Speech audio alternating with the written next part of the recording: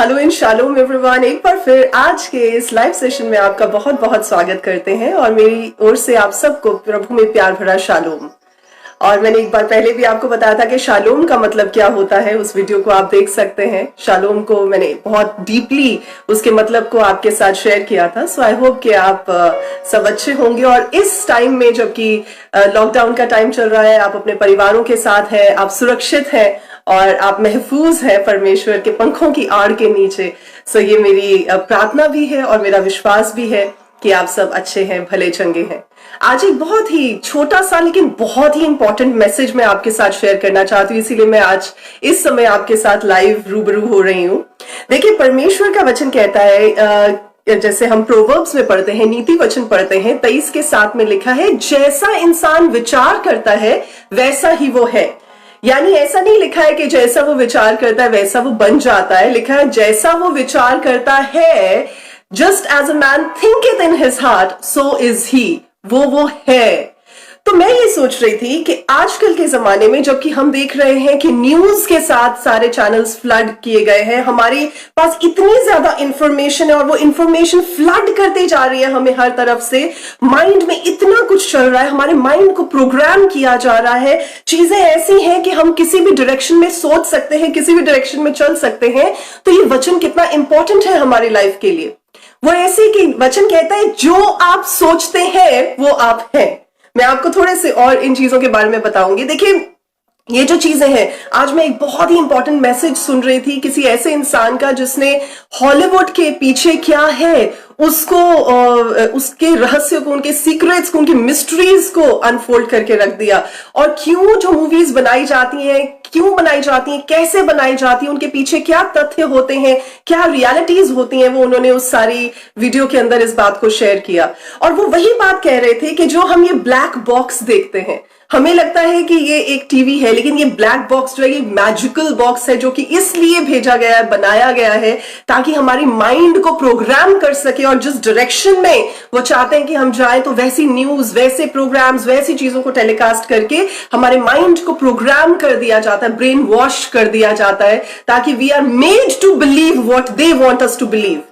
सो देखिए, दो चीजें हैं, दो जो ताकतें हैं संसार में, दुनिया में काम करती हैं। एक तो ऑब्वियसली परमेश्वर की पावर है और एक जो है अंधकार की ताकतें हैं जो कि काम करती हैं। और परमेश्वर का वचन हमें बताता है कि जो शैतान है वो काहे के लिए आता है? शैतान मारने के लिए आता है, घात करने के लिए आता है, खत्म करने के लिए आता है, हत्या करने के लिए आता है। तो वो जो काम करने के लिए आता है, मान लीजिए अब शैतान आता है और उसके 2 सींग लगे हुए हैं और उसकी काले काले आंखें हैं, उसकी लंबी सी जीभ है, एक लंबी सी पूंछ है, तो आपको तो सामने से पता चल जाएगा ये शैतान है, तो आप तो उसका सामना कर सकते हैं। It is not difficult. लेकिन जब शैतान आता है तो शैतान चोरी करने के लिए आता है, घात करने के लिए आता है, नाश करने के लिए आता है और वो सब चीजों पे कब्जा करने के लिए आता है जो आपकी जिंदगी में है। तो अब करना क्या होता है कि वो इतना सटनली धीरे धीरे धीरे धीरे अपने पैरों को जमाता है। और वचन बताता है कि वो ऐसे नहीं आता जैसा वो दिखाई देता है, लेकिन वो स्वर्गदूत का रूप, ज्योतिर्मय स्वर्गदूत का रूप धारण करके आता है ताकि वो लोगों को डिसीव कर सके, उन्हें धोखा दे सके। सो होता क्या है कि अब मान लीजिए कि आपके पास में धन दौलत है, आपके पास बरकतें हैं, आशीषें हैं, आपके पास वो सारी चीजें हैं जो कि ऑब्वियसली शैतान इंटरेस्टेड है कि आपकी लाइफ में से उन चीजों को चुरा ले।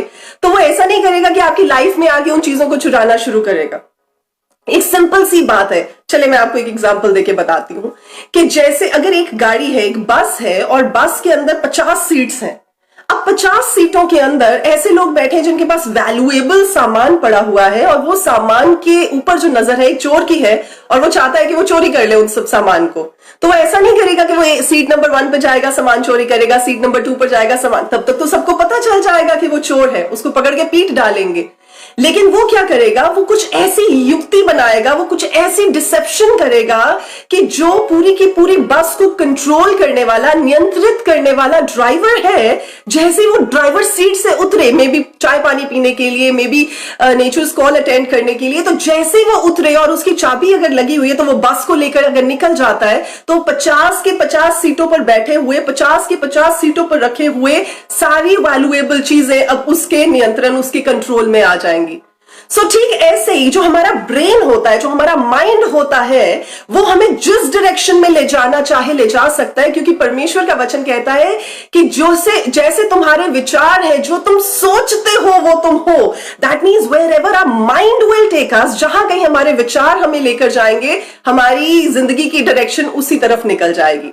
सो अब अगर आप ये चीजें जो देख रहे हैं, जो इंफॉर्मेशन देख रहे हैं, न्यूज देख रहे हैं, जिनको आप फॉलो कर रहे हैं, जो घबराहट की बातें हैं, जो टेंशन की बातें हैं, अगर इन पर आप फोकस करेंगे तो यही लगा रहेगा, ओहो कल क्या होगा, अच्छा परसों क्या होगा, अब रिसेशन आ जाएगा तो क्या होगा, अब ये हो जाएगा तो क्या हो जाएगा। तो दूसरी तरफ अगर आप इस बात पर पॉन्डर करते हैं, अपनी थॉट्स को उस तरफ लेकर जाते हैं कि आपका ध्यान परमेश्वर के वचन में है, आप हर समय परमेश्वर के वचन पर मनन कर रहे हैं, तो आपकी थॉट प्रोसेस ऐसी बन जाएगी कि अगर आप देख भी रहे हैं कि हाँ जी वायरस का माहौल है, अफरा तफरी का माहौल है, प्रॉब्लम्स का माहौल है, टेंशन्स का माहौल है, लेकिन वचन क्या कहता है? वचन कहता है कि चाहे तूफान भी है मैं सुरक्षित हूं, चाहे मैं मौत की तराई से भी होकर गुजरा हूं मैं सुरक्षित हूं, चाहे मैं कैसे भी हालात में हूं परमेश्वर मेरे साथ है, चाहे मैं इधर से भी जाऊं चाहे मैं उधर से भी जाऊं, परमेश्वर कहते हैं कि मेरी नजर तुझे देख रही है, और परमेश्वर कहते हैं कि मैं प्रभु की नजर में बहुमूल्य हूं।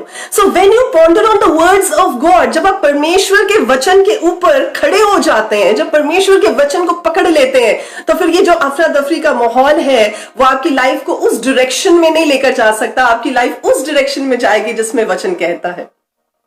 जैसे पता है, ये जो थॉट्स होते हैं, जो विचार होते हैं, छोटे छोटे उन बीज की मानद होते हैं जिनको बोया जा सकता है। आजकल लॉकडाउन के समय में मैं थोड़ी सी गार्डनिंग भी कर रही हूँ, बिकॉज वैसे तो टाइम नहीं मिलता है, लेकिन अब मैं थोड़ी गार्डनिंग भी कर रही हूँ, थोड़ा किचन गार्डन मेंटेन कर रही हूँ, पौधों को देखती हूँ, उनको ग्रूम करती हूँ, अच्छे से प्रूनिंग करती हूँ, तो काफी चीजें मुझे सीखने को मिल रही है गार्डनिंग के दरमियान भी। तो जब हम गार्डन को तैयार करते हैं तो तैयार करने के बाद उसमें बीज डाले जाते हैं।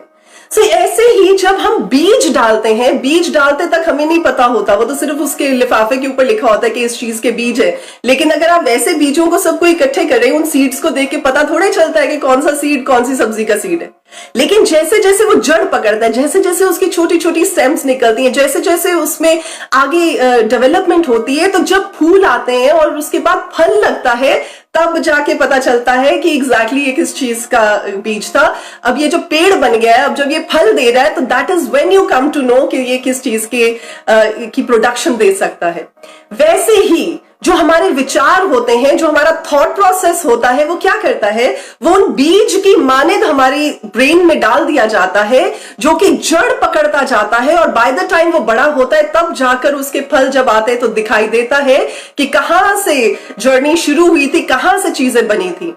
और जो थॉट्स होते हैं, जो विचार होते हैं, वो क्या बनते हैं? विचार बनते बनते हमारी रूटीन में आते हैं, रूटीन में बनते बनते हमारी आदत बन जाते हैं, आदत बनते बनते हम उनके ऊपर जब और पॉन्डर करते हैं तो वो हमारा चरित्र बन जाते हैं, हमारा कैरेक्टर बन जाते हैं, और कैरेक्टर बन के वो हमारी नेचर का एक हिस्सा बन जाते हैं, और जब वो नेचर का हिस्सा बन जाते हैं तो वो हमारी पर्सनालिटी में दिखाई देने शुरू हो जाते हैं।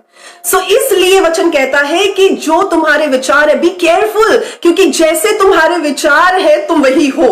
बन जाओगे नहीं, वो तो इवेंचुअली, जैसे मैं आपको बता रही हूं, बन जाता है इंसान, लेकिन परमेश्वर का वचन कह रहे हैं यानी जहां से वो विचार शुरू हुए वहीं से आपकी पर्सनालिटी की डेस्टिनी जो है वो मुकर्रर कर दी जाती है। तभी परमेश्वर ने यहोशू से क्या कहा था? जब आप यहोशू 1:8 पढ़ते हैं तो परमेश्वर ने कहा, व्यवस्था की ये जो किताब है तेरी आंखों से ओझल ना हो। ये ना हो कि तो इधर उधर देखता रहे, दुनिया को देखता रहे, टेंशन को देखता रहे, ये सोचता रहे इन्फॉर्मेशन क्या कह रही है, खबरें क्या कह रही हैं, चीजें क्या कह रही हैं, वो मत देखो। परमेश्वर कहता है ये व्यवस्था की किताब जो तेरे पास मेडिटेशन के लिए किताब है, इसको देखता रहे, इसके ऊपर दिन रात मनन करता रहे, जो इसमें बताया गया अगर तू उसको फॉलो करता है तो परमेश्वर कहते हैं मैं तुझे सक्सेसफुल भी बनाऊंगा, मैं तुझे इन्फ्लुएंशियल भी बनाऊंगा, यानी तेरे प्रभाव को भी बढ़ाऊंगा और तुझे सफलता भी दूंगा। सो ये टाइम है कि आप किस पर फोकस कर रहे हैं। ये टाइम है कि आप वो ड्राइवर सीट में किसको बैठने दे रहे हैं। क्या आप ड्राइवर सीट में से प्रभु को हटा के, प्रभु के वचन को हटा के, इंफॉर्मेशन के बेस पर शैतान को मौका दे रहे हैं कि वो ड्राइवर सीट पर बैठे और आपकी बस को लेकर चला जाए, या आप उस बस में परमेश्वर को ही कंट्रोल दे रहे हैं ताकि आपकी जिंदगी का हर एक पहलू, आपकी फैमिली, आपकी हर डायमेंशन लाइफ का जो है वो परमेश्वर ही के हाथ में रहे और प्रभु ही के द्वारा चलाया जाए। ये आपका फैसला है। आपको याद होगा जब हम लोग स्कूल टाइम में पढ़ा करते थे तो हम एक दोहे को पढ़ते थे, और मुझे आज अचानक जब मैं ये बात को सोच रही थी तो वो दोहा याद आया जो कि हम पढ़ते थे कि करत करत अभ्यास के जड़मत होत सुजान, रस्सी आवत जाते सिल पर परत निशान। यानी कि जो हम सोचते रहते हैं, जिसका हम अभ्यास करते रहते हैं, जिसको हम प्रैक्टिस करते रहते हैं, वो हमारी जिंदगी में निशान छोड़ जाता है। और प्रैक्टिस कहां से शुरू होती है? विचारों से, दिमाग से, सोच से।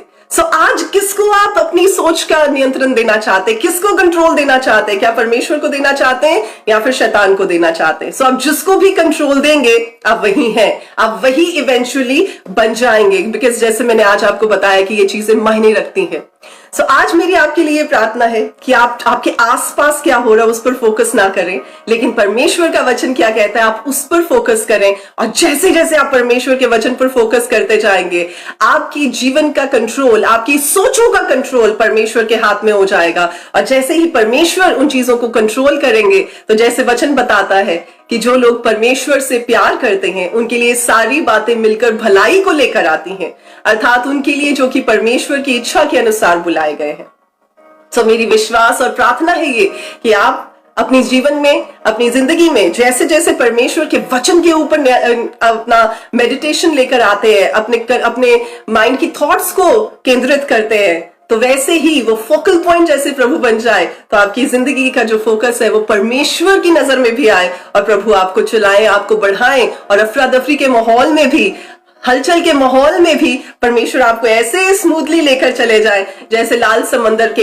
इस पार से उस पार परमेश्वर अपने लोगों को लेकर गए थे। ये मेरी आपके लिए प्रार्थना है। आइए एक छोटी सी प्रार्थना करते हैं और परमेश्वर का धन्यवाद देते हैं आज के इस वचन के लिए। और मैं फिर आपको याद दिलाना चाहूंगी कि जैसे आपके विचार हैं, जैसी आपकी सोच है, परमेश्वर का वचन कहता है वैसे ही आप हैं। आप अच्छे बने, आप बेहतर बने, ताकि परमेश्वर का वचन आपकी जिंदगी में काम कर सके। Come let's just pray. प्रभु आपका धन्यवाद देते हैं, जिंदा राजा आपको महिमा देते हैं, क्योंकि आप ही हैं मेरे प्रभु जी जो हमारी जिंदगी की डायरेक्शन को सही मायने में, सही तरीके में आगे ले जा सकते हैं।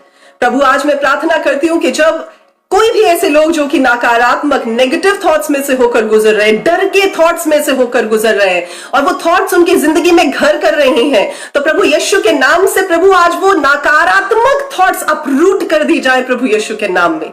आज वो नेगेटिविटी उनकी जिंदगी से प्रभु उखाड़ के निकाल दी जाए प्रभु यीशु के नाम में, वो पौधे निकाल दिए जाए। और प्रभु जी आपके पवित्र नाम में, आपके वचन के वो छोटे छोटे बीज उनकी जिंदगी में बो दिए जाए, ताकि जब वो जड़ पकड़े, पवित्र आत्मा प्रभु आप पानी ताकि वो जड़ पकड़ सके। और जब वो जड़ पकड़े और जैसे जैसे वो बड़े हो, तो प्रभु जी ऐसे पेड़ की मानद बने जो कि आपके आत्मा के फलों को दिखा सके। और जब प्रभु आपके आत्मा के फल दिखे, तो प्रभु जी मनुष्यों में आपका नाम और भी आदर पा सके।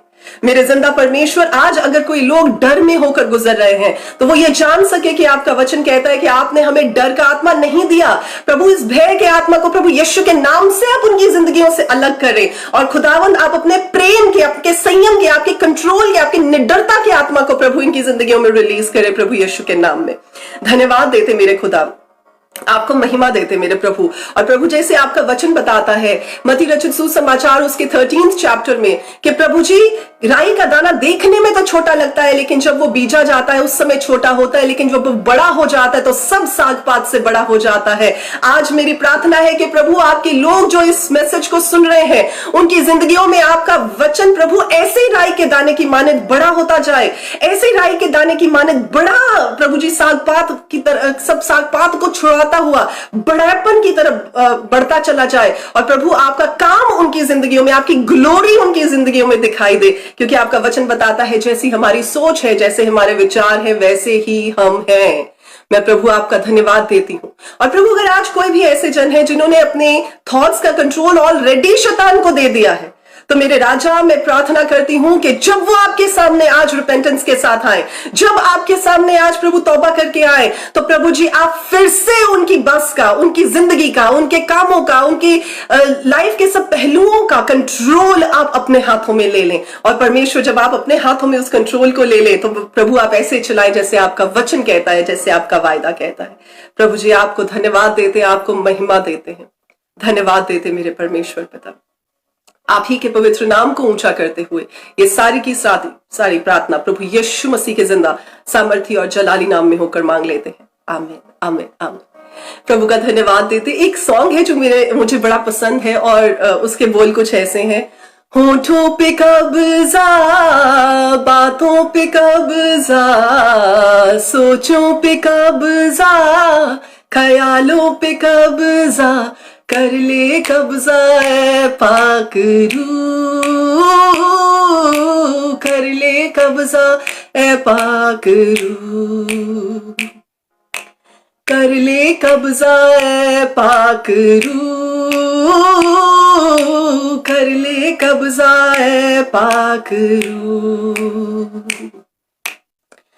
मालिक तू ही हर दम का है, मालिक तू ही हर दम का है, मरहम तू ही हर गम का है, मरहम तू ही हर गम का है। हर दम पे कब्जा, हर गम पे कब्जा, हर दम पे कब्जा, हर गम पे कब्जा, कर ले कब्जा ए पाक रूह, कर ले कब्जा ए पाक रूह। आज मेरी आपके लिए भी यही प्रार्थना है कि परमेश्वर आप पर कब्जा ले ले। मेरी यही प्रार्थना है कि परमेश्वर का वचन, परमेश्वर का पवित्र आत्मा आप पर कब्जा ले ले। और अगर आप अपनी जिंदगी में जिंदगी की डायरेक्शन को किसी और तरफ जाते हुए देख रहे हैं जो कि सही नहीं लग रहा, तो आज ही से परमेश्वर जब आपका कंट्रोल ले लेते हैं तो आपकी जिंदगी फिर से एक सही पहलू में, एक सही तरीके में, एक सही मायने में आगे बढ़ सके। सो इस मैसेज के साथ मैं आपको ब्लेस करना चाहती हूँ और इस बात को कहना चाहती हूँ, अपने फोकस को बदले। और ये बहुत इंपॉर्टेंट है कि आप अपनी सोचों को देखें, अपने विचारों को देखें, और जैसे आपकी सोच, आपके विचार है, वैसे ही आप है। सो प्रभु आपको बड़ी आशीष दे, परमेश्वर अपने वचनों के अनुसार आपको बढ़ाए और चलाए। ये मेरी आपके लिए प्रार्थना है। और आने वाले दिनों में हम और मैसेजेस के साथ आपको मिलेंगे, शॉर्ट मैसेजेस और बिब्लिकल मैसेजेस के साथ आपको मिलेंगे। तब तक आप अपना ख्याल रखिएगा। प्रभु आपके साथ रहे। God bless each one of you. Shalom.